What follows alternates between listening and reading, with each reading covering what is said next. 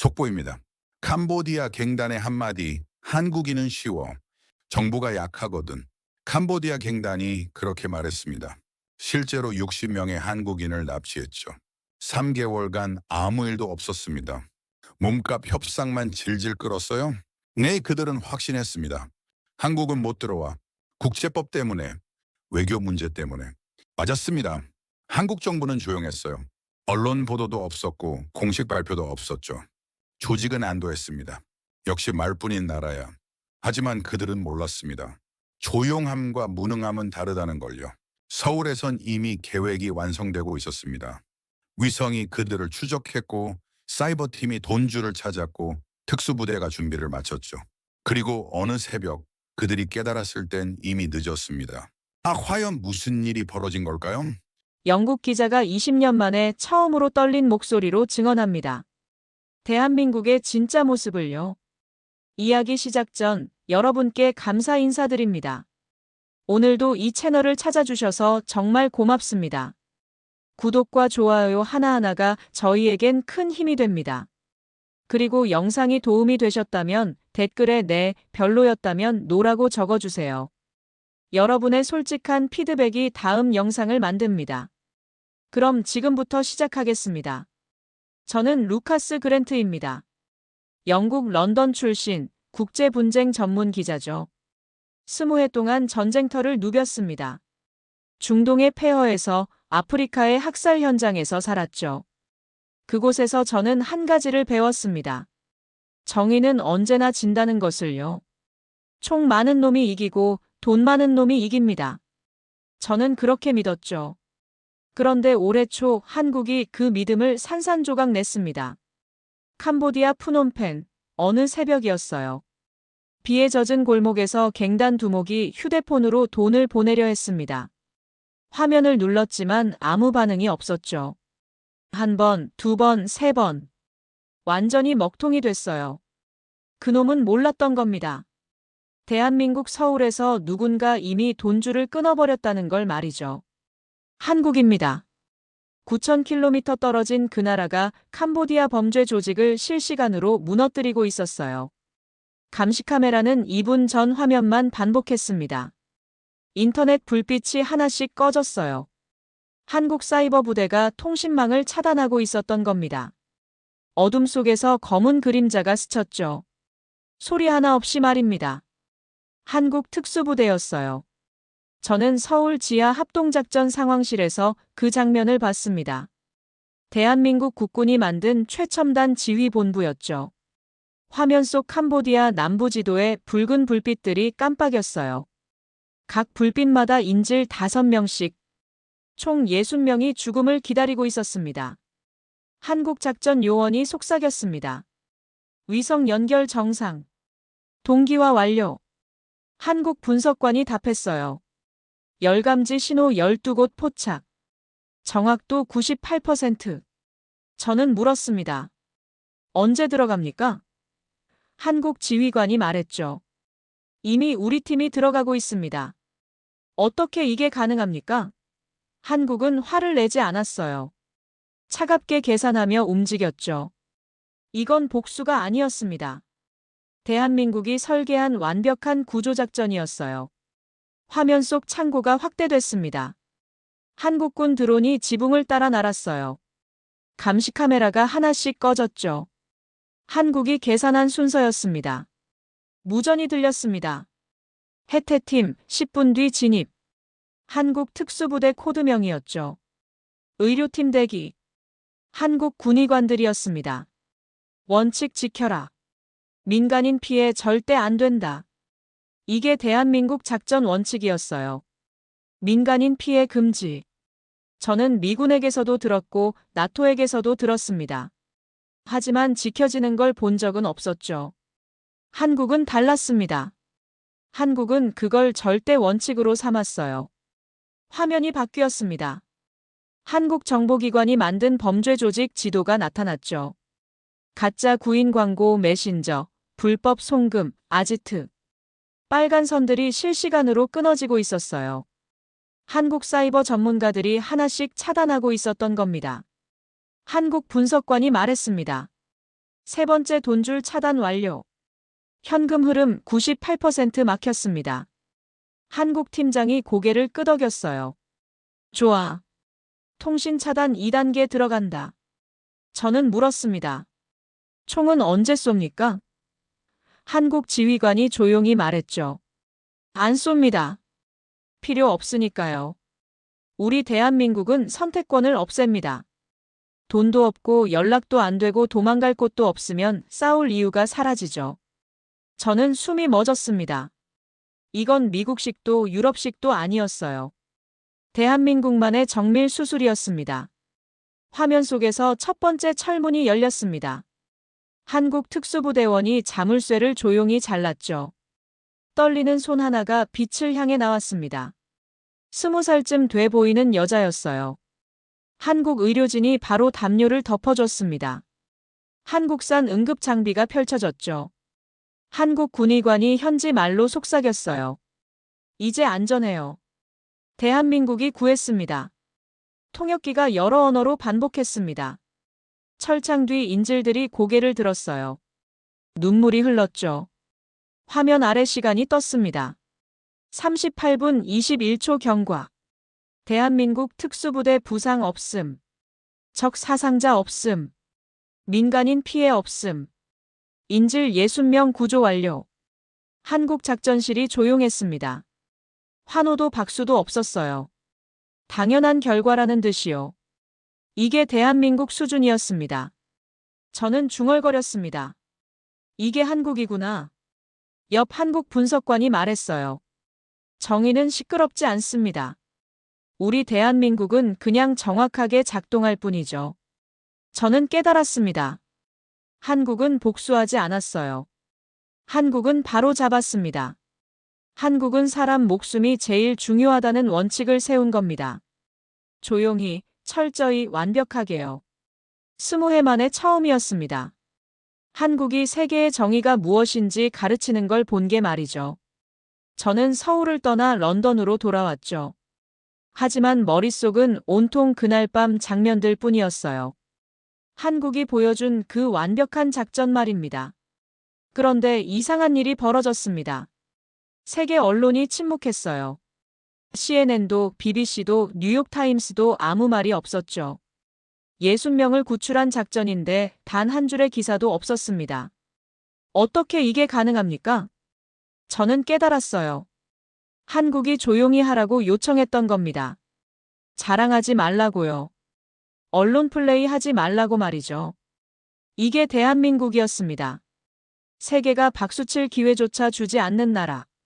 그냥 묵묵히 일하고 사라지는 나라였어요.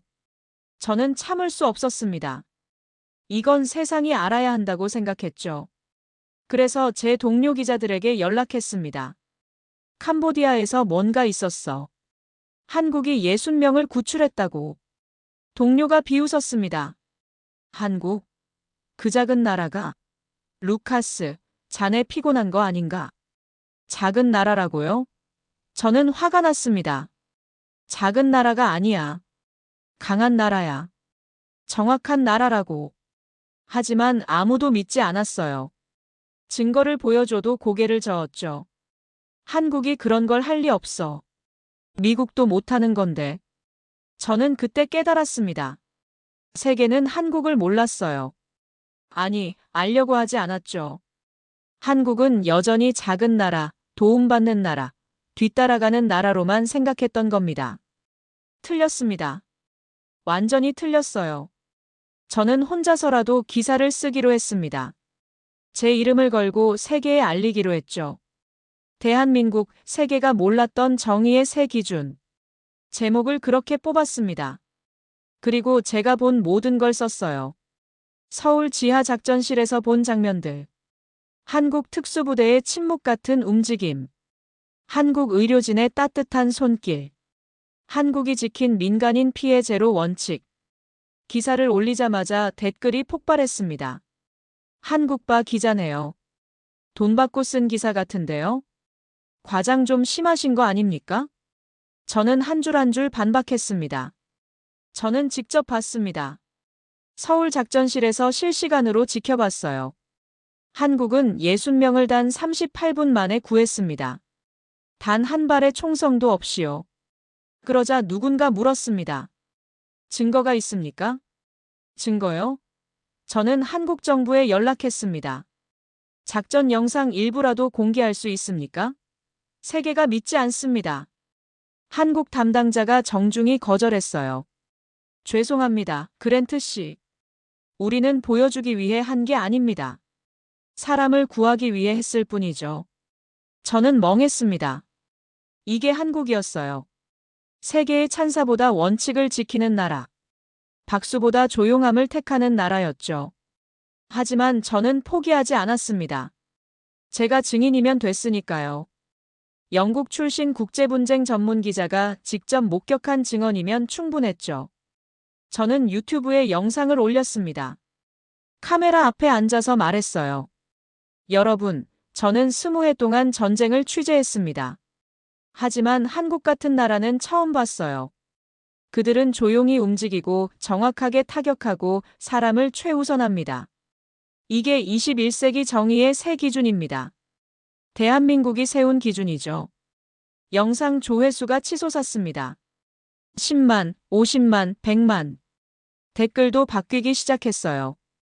한국이 정말 이런 나라였어? 우리가 한국을 너무 몰랐구나. 대한민국 존경합니다. 저는 미소 지었습니다. 세계가 드디어 한국을 보기 시작했어요. 작은 나라가 아니라 강한 나라로. 도움받는 나라가 아니라 세계를 구하는 나라로 말이죠.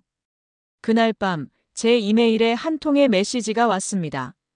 발신자는 한국 외교부였어요. 그랜트 씨, 감사합니다. 우리는 세계의 찬사를 바라지 않았지만 당신의 증언은 소중합니다. 진실을 알려주셔서 고맙습니다. 저는 답장을 썼습니다. 아닙니다. 제가 감사합니다. 한국이 저에게 다시 믿게 해줬어요. 정의가 아직 살아있다는 걸 말입니다. 대한민국, 당신들은 세계의 희망입니다. 저는 창밖을 바라봤습니다. 런던의 밤하늘이 보였죠. 하지만 제 마음은 서울에 있었어요. 그 조용하고 강한 나라, 대한민국의 말입니다. 세계는 이제 알아야 합니다.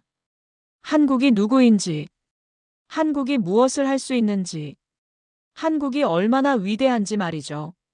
제 유튜브 영상 조회수가 500만을 넘었습니다. 댓글은 2만 개가 넘었죠. 세계 곳곳에서 사람들이 이야기하기 시작했어요. 정말 이런 나라였어? 존경합니다. 우리가 너무 몰랐구나. 저는 매일 아침 댓글을 확인했습니다. 그리고 미소 지었죠. 세계가 드디어 눈을 뜨기 시작했으니까요. 그런데 어느 날 아침 더 놀라운 일이 벌어졌어요. 캄보디아 정부가 공식 발표를 했습니다. 대한민국의 도움으로 인신매매 조직 12곳을 소탕했다. 피해자 60명을 무사히 구출했다. 민간인 피해는 단 한 건도 없었다.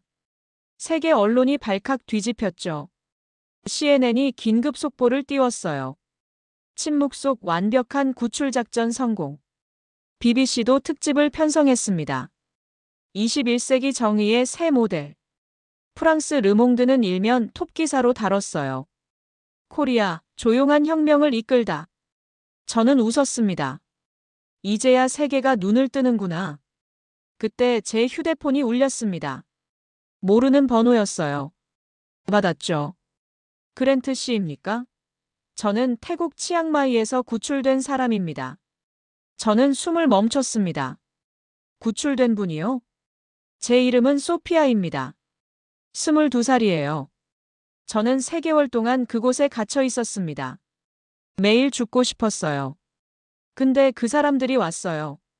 저를 구했습니다. 목소리가 떨렸습니다. 울고 있었던 거죠. 그랜트 씨, 당신이 쓴 기사 봤어요. 당신이 올린 영상도 봤고요. 감사합니다.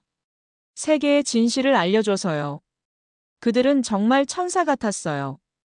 저를 사람으로 대했습니다. 저는 말문이 막혔습니다.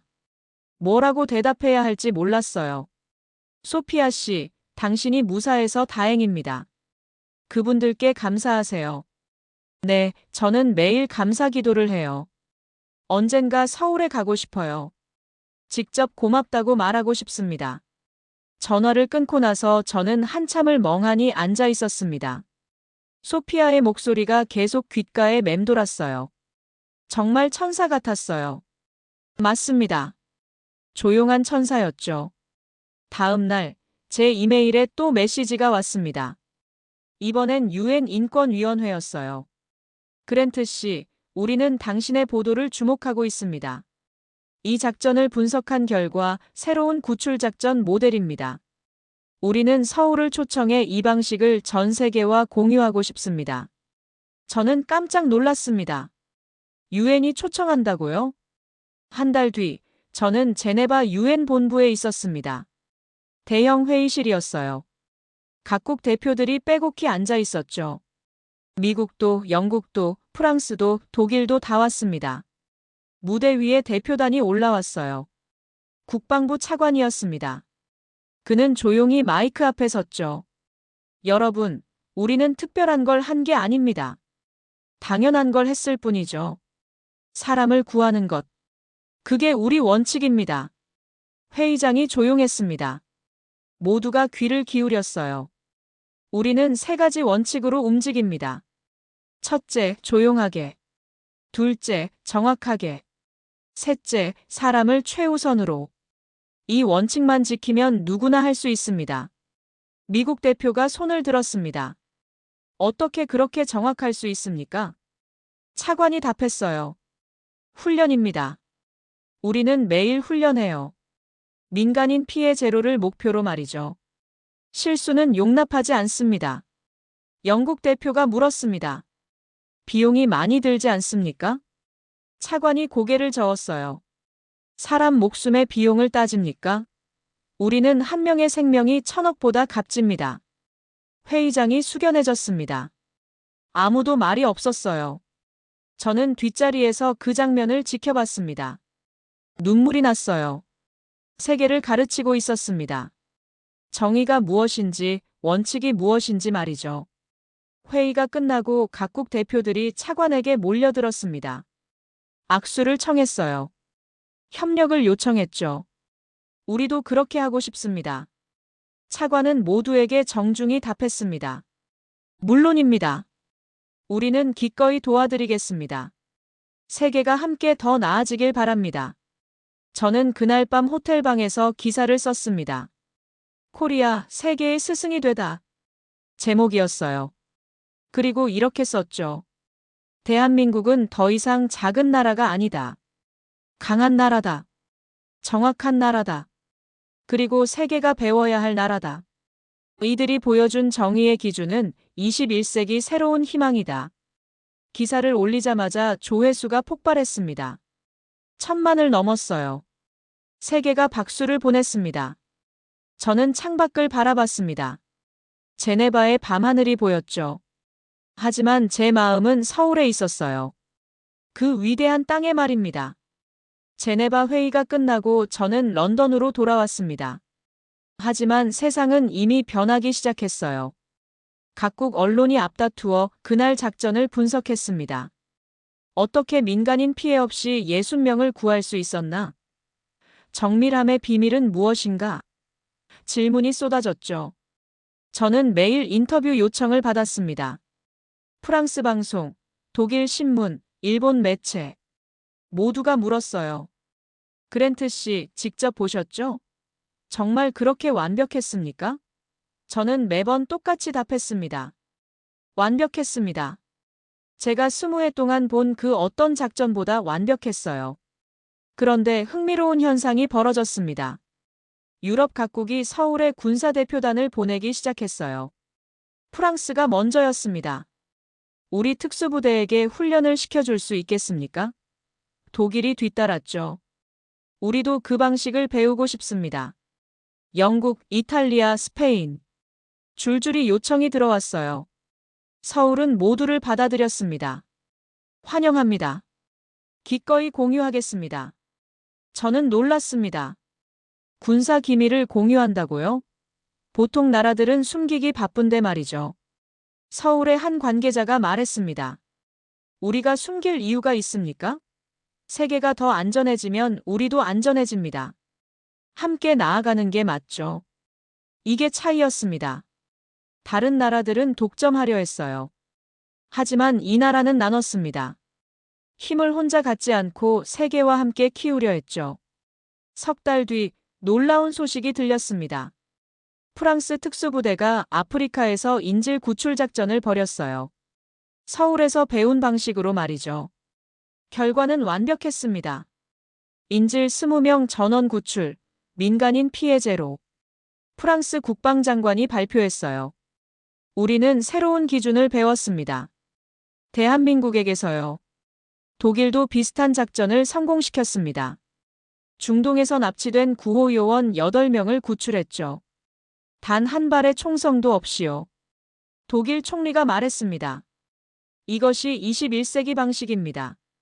코리아가 가르쳐준 방식이죠.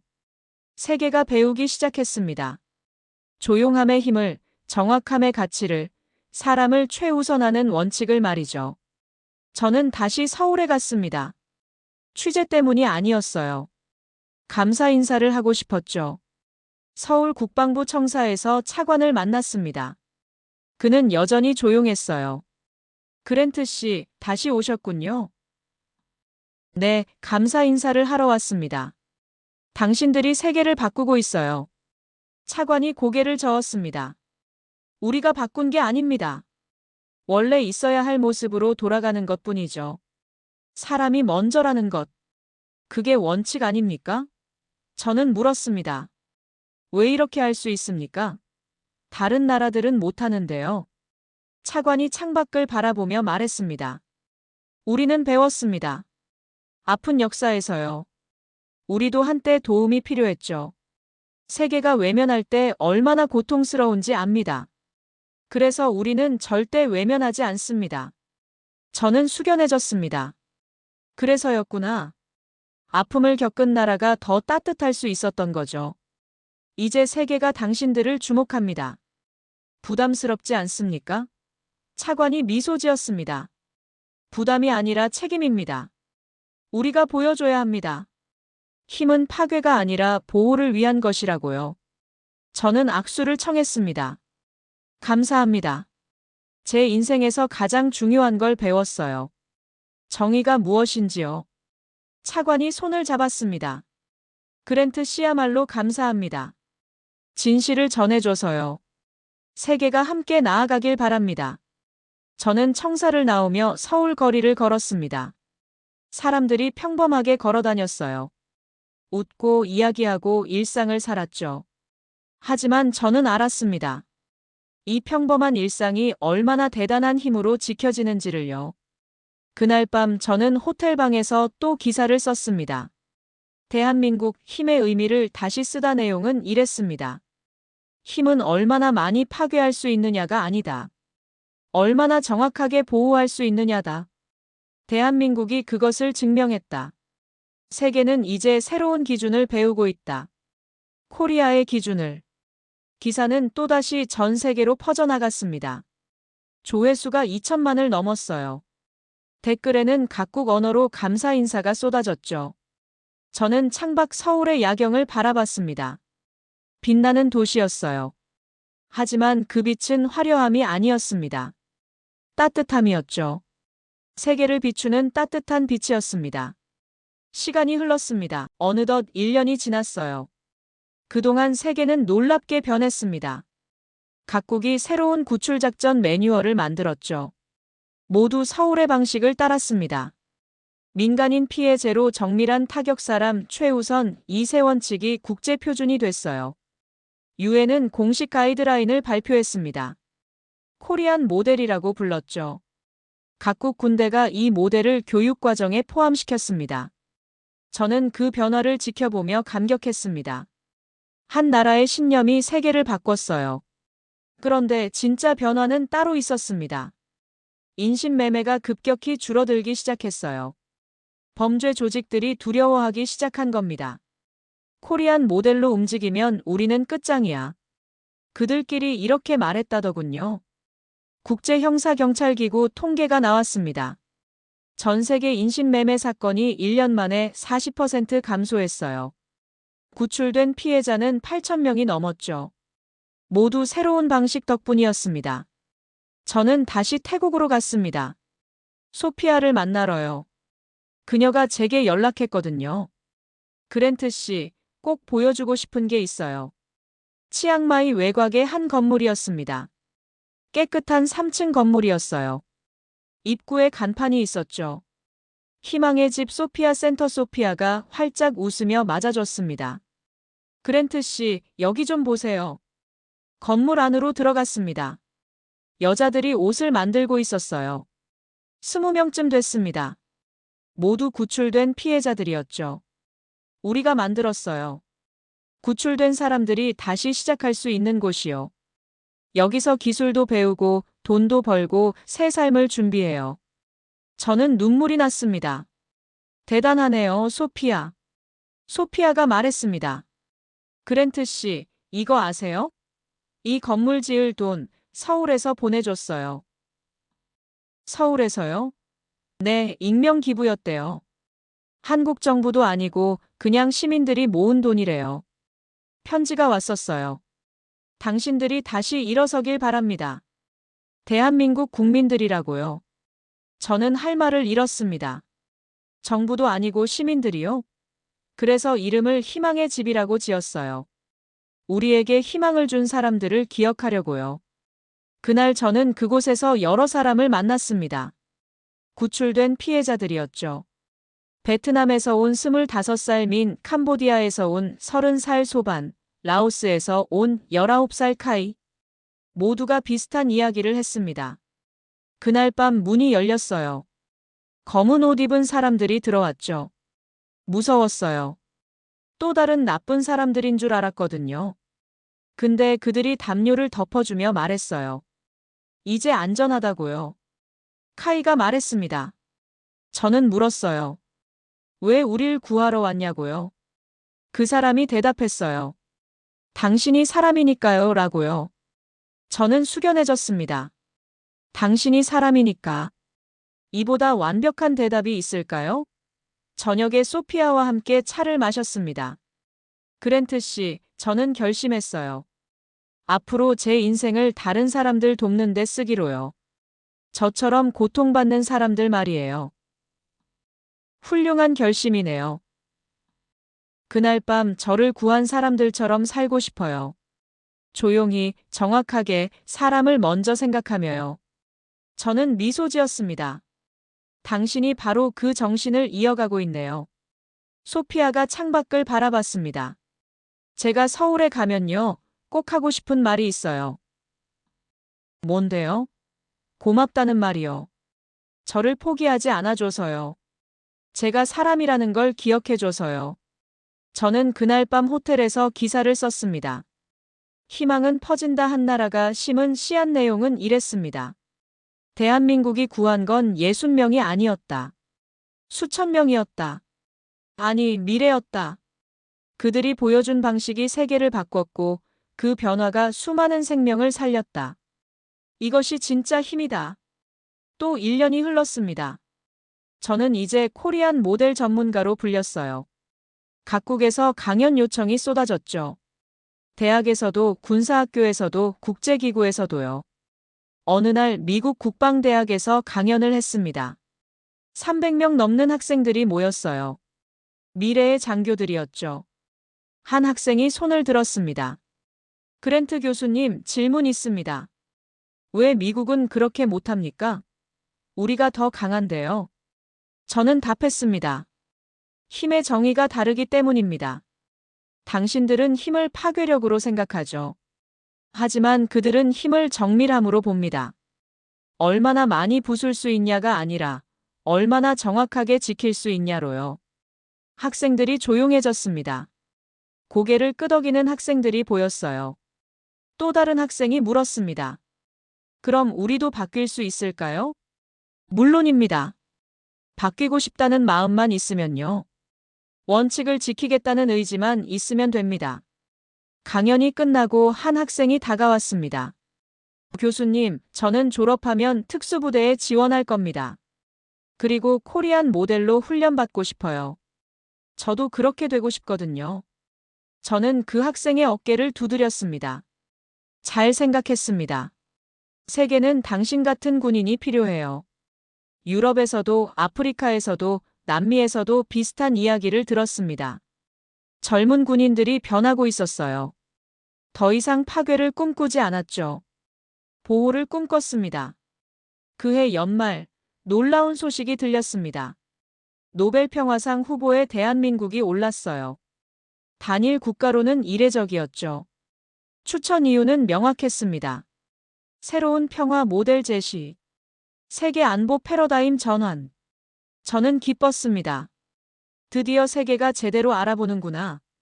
시상식 날 저는 오슬로에 있었습니다. 노르웨이 시청 대강당이었어요.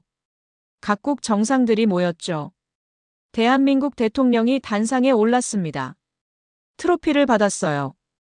그리고 연설을 시작했죠. 감사합니다.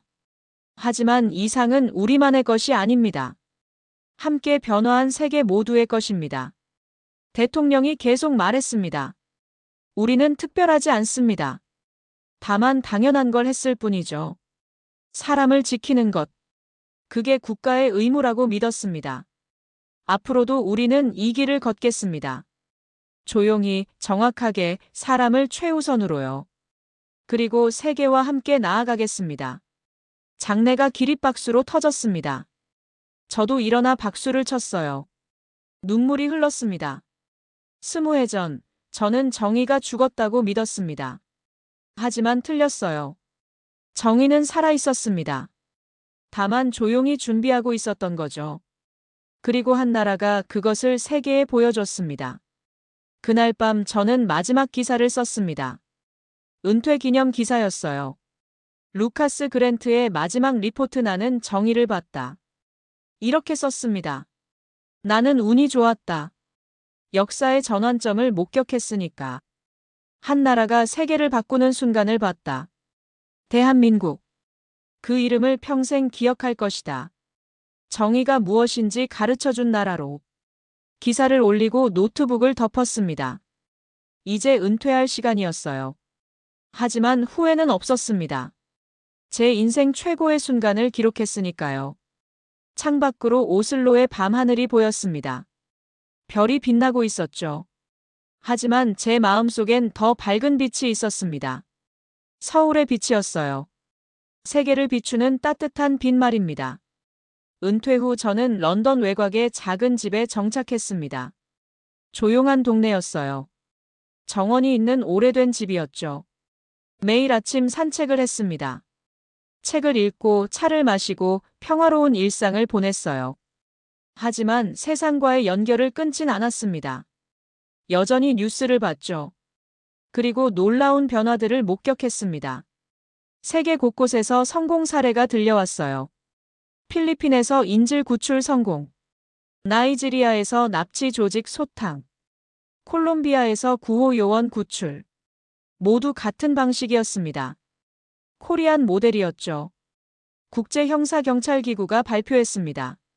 지난 3년간 인신매매 사건 72% 감소. 구출 성공률 93% 달성. 놀라운 수치였어요. 어느 날 우편함에 편지 한 통이 왔습니다. 태국에서 온 거였어요. 소피아였죠. 그랜트 씨, 안녕하세요. 잘 지내시죠? 저는 이제 서울에 있어요. 대학원에서 사회복지를 공부하고 있습니다. 꿈이 생겼거든요. 더 많은 사람을 돕고 싶어요. 편지를 읽으며 미소 지었습니다.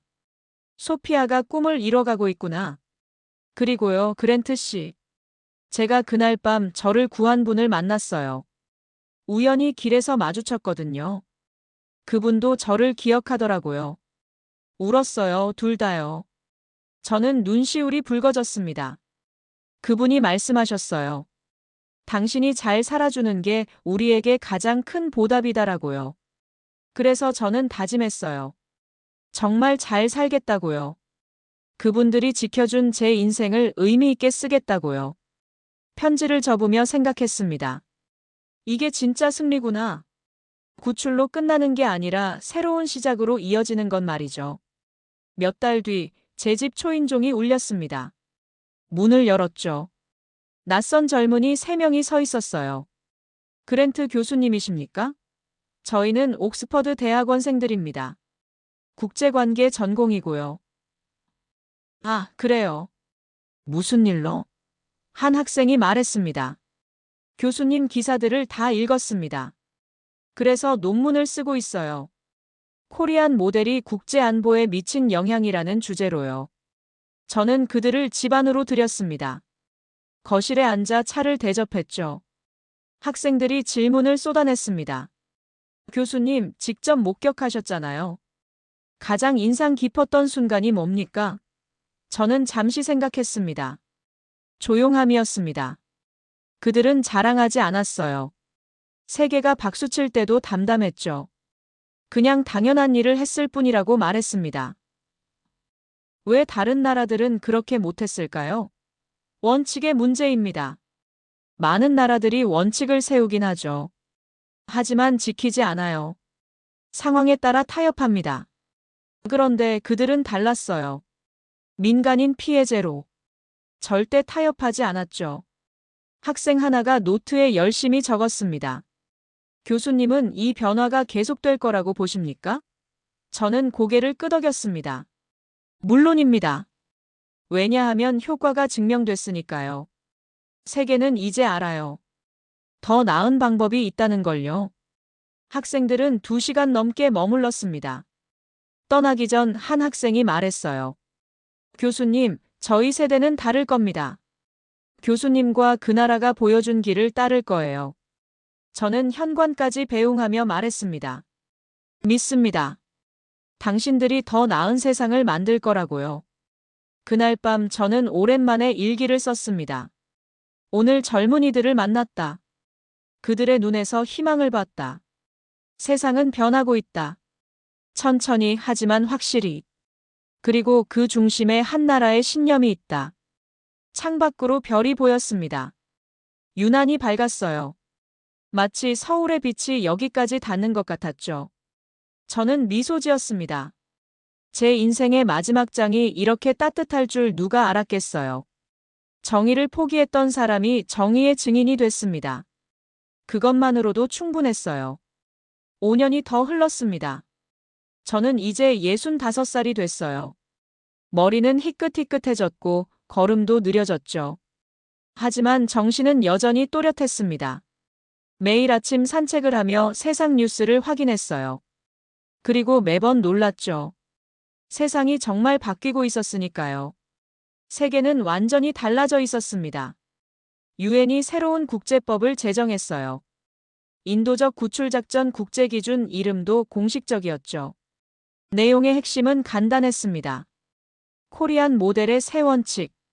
조용함, 정확함, 사람 최우선. 전 세계 180개국이 비준했어요.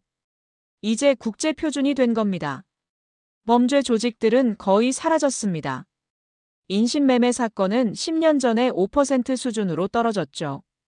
국제형사경찰기구 사무총장이 발표했습니다. 우리는 새로운 시대를 살고 있습니다. 범죄보다 정의가 빠른 시대를요. 저는 그 뉴스를 보며 매번 감격했습니다. 10년 전 제가 봤던 그 작은 시작이 이렇게 큰 파도가 됐구나. 어느 날 아침 우편함에 큰 봉투가 들어 있었습니다. 서울에서 온 거였어요. 열어보니 초청장이었죠. 루카스 그랜트 선생님께 코리안 모델 10주년 기념식에 초대합니다. 선생님은 이 모든 것의 증인이십니다. 꼭 참석해 주시길 바랍니다. 저는 망설임 없이 비행기 표를 끊었습니다. 마지막으로 서울을 봐야겠다고 생각했죠. 아니, 제 인생의 마지막 여행이 될지도 모른다고 생각했습니다. 일주일 뒤 인천공항에 도착했습니다. 입국장 문을 나서는 순간 누군가 제 이름을 불렀어요. 그랜트 씨. 돌아보니 소피아였습니다. 이제 35살이 된 그녀는 의젓해 보였어요. 옆에 남편과 어린 딸이 서 있었죠. 오랜만이에요, 소피아. 가족이 생겼군요. 소피아가 활짝 웃으며 말했습니다. 네, 이 아이 이름이 희망이에요. 영어로 호프죠. 제게 희망을 준 이들을 기억하려고 지은 이름이에요. 5살쯤 된 작은 여자아이가 제 손을 잡았습니다. 할아버지, 엄마가 그랬어요. 할아버지가 세상에서 제일 좋은 기자래요. 저는 눈물이 났습니다. 무릎을 꿇고 아이와 눈을 맞췄죠. 호프, 내 엄마가 진짜 영웅이란다. 할아버지는 그냥 이야기를 전한 사람일 뿐이야. 소피아가 제 어깨를 감싸며 말했어요. 그랜트 씨, 이번 기념식에 구출자들이 1000명 넘게 옵니다.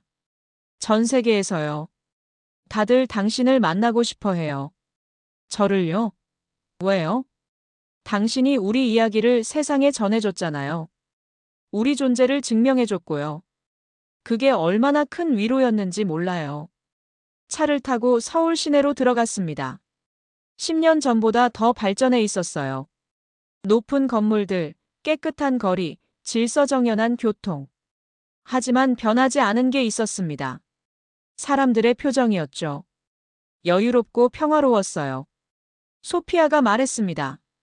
그랜트 씨, 저 이제 박사 학위 받았어요. 사회복지학으로요. 논문 주제가 뭔지 아세요? 구출 후 재활 프로그램이 피해자 삶에 미치는 영향이었어요. 대단하네요, 소피아. 그리고 지금은 정부 자문위원으로 일하고 있어요. 구출된 사람들을 돕는 정책을 만드는 일이죠. 제 경험이 도움이 되더라고요. 저는 감격했습니다. 한 사람의 삶이 이렇게 변할 수 있구나. 기념식 전날 밤, 저는 호텔방에서 준비한 연설문을 읽어봤습니다. 주최 측에서 짧은 연설을 부탁했거든요. 하지만 읽을수록 마음에 들지 않았어요. 너무 격식적이었죠. 저는 연설문을 찢어버렸습니다. 그냥 마음속에 있는 말을 하기로 했어요. 다음 날 서울 중심부 대형 컨벤션 센터에 도착했습니다. 규모가 어마어마했어요. 5,000명은 들어가 보이는 홀이었죠. 각국 대표들, 구출된 사람들, 언론, 학자들. 세계가 여기 모여 있었습니다. 무대 뒤에서 대기하고 있을 때 한 남자가 다가왔습니다. 한국 특수부대 유니폼을 입고 있었어요. 그랜트 선생님이십니까? 저는 김대위입니다. 10년 전 그 작전에 참여했었죠. 저는 악수를 청했습니다. 아, 그때 작전을요. 김대위가 말했습니다. 선생님, 그때 선생님이 쓴 기사 때문에 우리 팀원들이 울었어요. 자랑스러워서요. 우리가 한 일이 의미 있었구나 하고요. 당신들이 영웅입니다, 대위님. 김대위가 고개를 저었습니다. 아닙니다. 우린 그냥 훈련받은 대로 했을 뿐이에요. 근데 선생님이 그걸 세상에 알려주셨죠. 그게 더 큰 용기였습니다. 기념식이 시작됐습니다. 대한민국 대통령이 먼저 연설했어요. 10년 전, 우리는 선택했습니다. 조용히 옳은 일을 하자고요. 세계가 알아주지 않아도 괜찮다고요. 하지만 세계는 알아줬습니다. 더 나아가 함께 변했습니다. 이제 우리는 압니다. 진짜 힘은 파괴가 아니라 보호라는 것을요. 진짜 용기는 공격이 아니라 절제라는 것을요. 그리고 진짜 승리는 적을 무너뜨리는 게 아니라 사람을 살리는 것이라는 걸요. 무대에 구출자들이 올라왔습니다. 소피아도 그 중 하나였어요. 마이크를 잡고 떨리는 목소리로 말했죠. 저는 10년 전 어둠 속에 있었습니다. 희망이 없었어요. 매일 죽고 싶었죠. 근데 빛이 들어왔습니다. 조용한 빛이었어요. 총소리도 폭발도 없었죠. 그냥 담요와 따뜻한 말 한마디였습니다. 그 빛이 제 인생을 바꿨습니다. 지금 저는 행복합니다. 남편이 있고 딸이 있고 의미 있는 일을 하고 있어요. 이 모든 게 그날 밤 시작됐습니다. 소피아가 울먹이며 계속 말했어요. 감사합니다. 저를 포기하지 않아줘서요. 제가 사람이라는 걸 기억해줘서요. 대한민국, 그리고 세계 모든 분들께 감사합니다. 장내가 기립박수로 터졌습니다. 5,000명이 모두 일어났어요. 저도 일어나 박수를 쳤습니다. 눈물을 닦으며요. 다른 구출자들도 차례로 이야기했습니다. 베트남에서 온 민, 필리핀에서 온 마리아, 나이지리아에서 온 아미나. 모두 비슷한 이야기였어요. 어둠에서 빛으로, 절망에서 희망으로 건너온 이야기들이었죠. 그리고 제 차례가 왔습니다. 무대에 올라서는 순간 5천 명의 시선이 느껴졌습니다. 저는 심호흡을 했어요. 그리고 마이크 앞에 섰죠. 여러분, 저는 루카스 그랜트입니다. 영국에서 온 늙은 기자죠. 사람들이 웃었습니다. 저는 10년 전 한 가지를 목격했습니다. 기적이었어요. 아니, 기적보다 더 대단한 거였죠. 인간의 의지가 만든 변화였습니다. 저는 20해 동안 전쟁을 취재했습니다. 그 세월 동안 저는 정의를 믿지 않게 됐어요. 정의는 언제나 졌으니까요. 총 많은 놈이 이기고 돈 많은 놈이 이겼죠. 하지만 10년 전 저는 틀렸다는 걸 깨달았습니다. 정의는 죽지 않았어요. 다만 조용히 준비하고 있었던 거죠. 그리고 한 나라가 그것을 세계에 보여줬습니다. 저는 잠시 말을 멈췄습니다. 청중들이 숨죽이며 기다렸어요. 대한민국. 이 이름을 저는 평생 기억할 겁니다. 정의가 무엇인지, 힘이 무엇인지, 국가가 무엇인지 가르쳐준 나라로요. 그들은 조용했습니다. 자랑하지 않았어요. 그냥 당연한 일을 했을 뿐이라고 말했죠. 하지만 그 당연함이 세상을 바꿨습니다. 180개국이 배웠고 수만 명이 구출됐고 무수한 가족이 다시 만났어요. 저는 이제 늙었습니다. 머리도 희고 걸음도 느리죠. 하지만 저는 행복합니다. 제 인생에서 가장 아름다운 순간을 목격했으니까요. 목소리가 떨렸습니다. 정의가 이기는 순간을요. 장내가 다시 기립박수로 터졌습니다. 저는 고개를 숙여 인사했어요. 무대에서 내려오는데 소피아가 달려와 안아줬습니다. 그랜트 씨, 고마워요. 우리 이야기를 세상에 전해줘서요. 저는 소피아의 등을 토닥였습니다. 아니야, 소피아. 내가 고마워. 포기하지 않고 여기까지 와줘서. 식이 끝나고 조용한 방으로 안내받았습니다. 대통령이 직접 나왔어요. 그랜트 선생님, 감사합니다. 선생님이 없었다면 세계는 몰랐을 겁니다. 저는 고개를 저었습니다. 아닙니다. 저는 본 것을 전했을 뿐입니다. 진짜 영웅은 당신들이에요. 묵묵히 옳은 일을 해낸 사람들이죠. 대통령이 메달 하나를 꺼냈습니다. 빛나는 금색이었어요. 이건 우리나라 최고 민간 훈장입니다. 무궁화 대훈장이죠. 외국인에게 수여하는 건 매우 드문 일입니다. 받아주시겠습니까? 저는 고개를 숙여 메달을 받았습니다. 영광입니다. 평생 자랑스럽게 달고 다니겠습니다. 그날 밤 호텔 방으로 돌아왔습니다. 메달을 책상 위에 놓고 한참 바라봤어요. 그리고 노트북을 열었습니다. 마지막 글을 쓰기로 했죠. 루카스 그랜트의 마지막 기록. 제목을 그렇게 붙였습니다. 그리고 천천히 타이핑했어요. 나는 운이 좋은 사람이다. 세상이 바뀌는 순간을 봤으니까. 한 나라의 신념이 세계를 바꾸는 걸 목격했으니까. 사람들은 묻는다. 어떻게 그게 가능했냐고. 나는 답한다.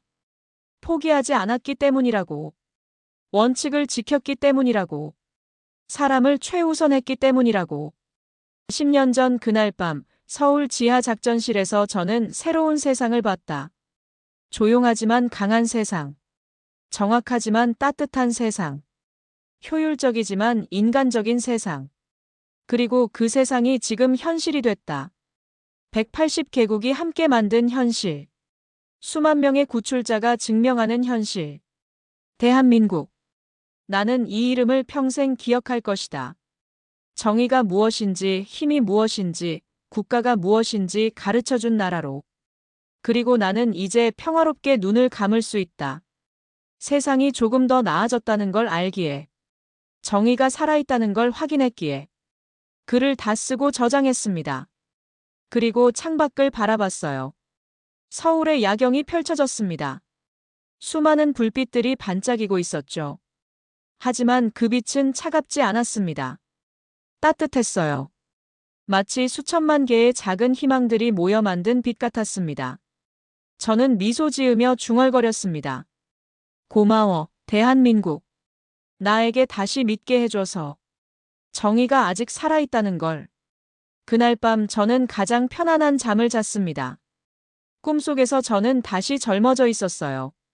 서울 지하작전실에서 모니터를 보고 있었죠. 화면 속에서 한 사람 한 사람이 구출되고 있었습니다. 그리고 그들 모두가 미소 짓고 있었어요.